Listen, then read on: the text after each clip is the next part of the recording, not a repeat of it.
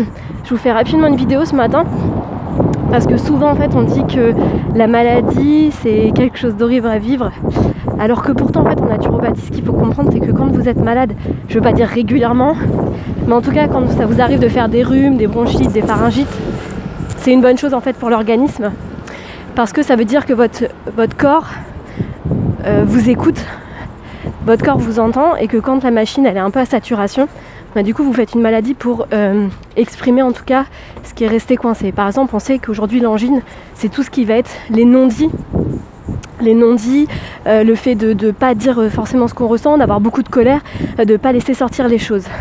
Donc je préfère voir quelqu'un en consultation qui me dit je suis toujours un petit peu embêtée par des rhumes, etc. à répétition, plutôt que quelqu'un qui me dise je ne fais jamais rien, je n'ai jamais aucune pathologie, je ne suis jamais malade.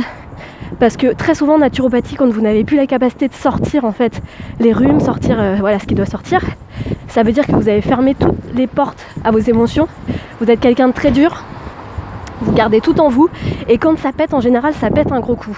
Et quand ça pète, ça peut être une grosse maladie inflammatoire ou un cancer ou ce genre de choses. Donc c'est pour ça que très souvent nous en France, dès qu'on est malade, on prend un Doliprane, on prend des antibiotiques, etc. Parce qu'on se dit tout de suite non, je veux pas être malade. Pourtant la maladie c'est quelque chose qui va être bénéfique pour l'organisme, et c'est pas forcément une bonne chose de la combattre tout de suite, mais plutôt d'écouter votre corps et de vous mettre au repos quand vous en avez besoin.